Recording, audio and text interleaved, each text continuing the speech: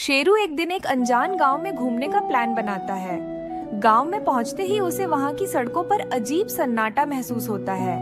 हर घर का दरवाजा बंद था और खिड़कियों पर मोटे पर्दे लगे थे। अचानक शेरू को किसी ने उसके नाम से पुकारा, लेकिन वह आवाज बेहद धीमी और भयानक थी। उसने चारों ओर देखा पर कोई भी नहीं दिखा।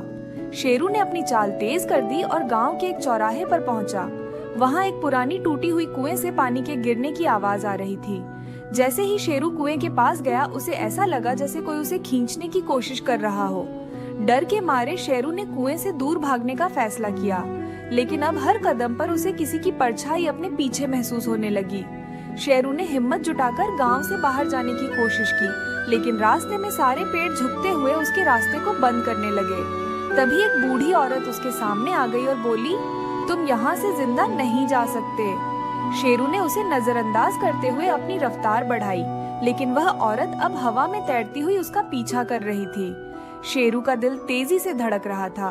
उसने रास्ता बदलकर जंगल की ओर दौड़ना शुरू किया, लेकिन जंगल के बीचों बीच पहुंचते ही उसे हवा में एक बच्ची की हंसी सुनाई देने लगी। शेरू ने पलटकर देखा तो एक पेड़ की शाखा पर वह बच्ची उलटी लटकी हुई हंस रही थी। शेरू के पास अब कोई रास्ता नहीं बचा था। उसने आंखें बंद कर दौड़ना शुरू किया।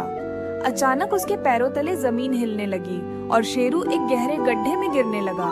गड्ढे के अंदर उसे अजीबोगरीब आवाजें और हड्डियों के ढेर दिखाई दिए। जैसे ही शेरू बाहर निकलने की कोशिश करने लगा, एक भयानक हाथ ने उसे पीछे से पकड़ लिया। अब आगे क्या होगा? शेरू कैसे इस डरावने गांव से अपनी जान बचाएगा?